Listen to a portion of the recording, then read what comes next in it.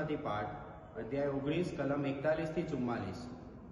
ઈસુ નજીક પહોંચ્યા એટલે શહેરને જોઈને રડી પડ્યા અને બોલ્યા, શાંતિ શામાં છે? એને મોડું મોડું આજે પણ તેને ભાન થાય એવું હોત તો કેવું સારું થાત, પણ એ તો તારી આંખને સૂચતું નથી।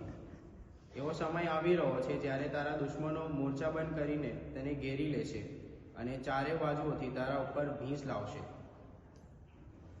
અને તેના તથા તારી અંદર વસતા લોકોને ભય ભેગા કરી દેશે અને તારામાં એક પથ્થર ઉપર બીજો પથ્થર નહીં રહેવા દે, કારણ ઈશ્વરના આગમનની ઘડી તું ના ઓળખી શક્યું। આ પ્રભુની વાણી છે, તે આપનો આધાર છે।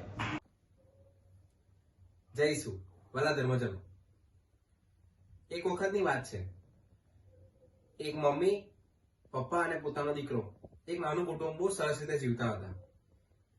બાળક જે મોટો થયો, પોતાના ટીન એજમાં આવ્યો, ત્યારે તેની સંગત થોડી ખરાબ થઈ, ખરાબ મિત્રો મળ્યા અને કહેવાય છે ને, સંગ તેવો રંગ, અને એ ખોટો રંગ લાગ્યો અને બાળક ધીમે ધીમે ધીમે પોતાના પરિવારથી દૂર થતો ગયો। ઘણી વખત રાત્રે ઘણો મોડો આવતો, અડધી રાત્રે આવતો, કદાચ સવારે આવતો। ઘણી વખત એનું જે વલણ હતું એ અલગ બદલાતું, ખરાબ વલણ કરતો।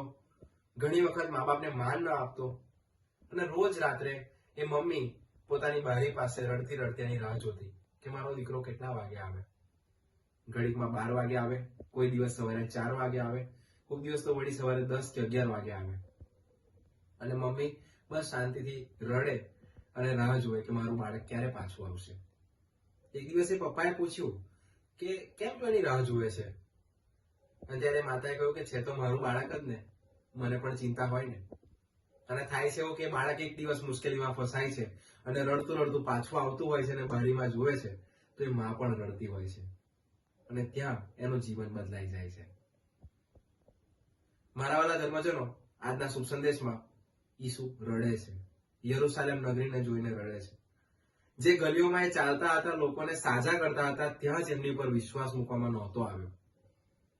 ઘણી વખત ઈસુ આપણને પણ બૂમો પાડે છે, આપણને પણ અવાજ આપે છે, ઈશ્વર તરફથી આપણને પણ ઘણી એધરણી મળે છે, પણ આપણે સાંભળતા નથી। પેલા દીકરાની જેમ જ મા બાપની વાત નહોતી સાંભળી, એમ આપણે પણ સાંભળતા નથી।